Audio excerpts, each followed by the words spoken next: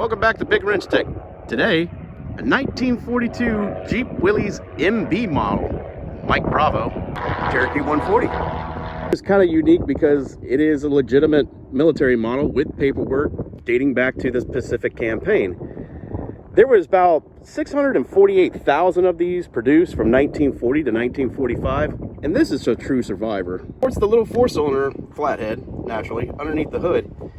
And a lot of people think that it came with originally 6-volt. However, mil spec and everything else, they were 12-volt systems right from the start. A few years since I did the firewall for it on this, and it's showing its age a little bit.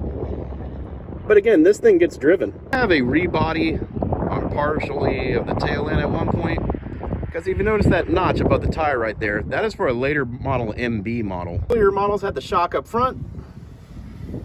The later models had them shocks, well, kind of parallel with the axle. These things can be kind of a circus to get in and out of. I can relate to that. My tummy hit the steering wheel. It's very simple.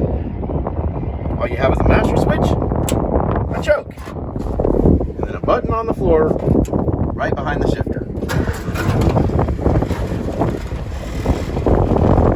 And that is it. Much like the Power Wagons, they do like to float gears at a certain RPM.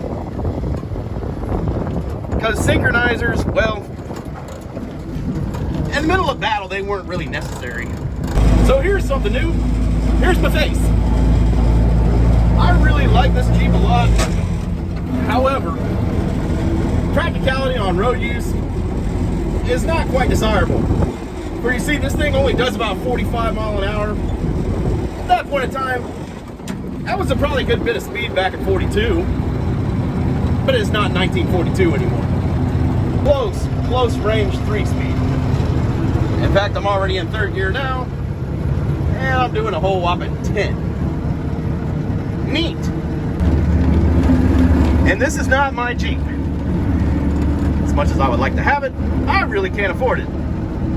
These things roughly go for about $26,000. For the MB model 1940 through 1945. It is clearly not in the budget. So instead, a good friend of mine, doctor nonetheless, happened to put me as its caretaker. So I was very honored when he asked me to look it over for him. But the fact is that whenever I get behind the wheel of this thing,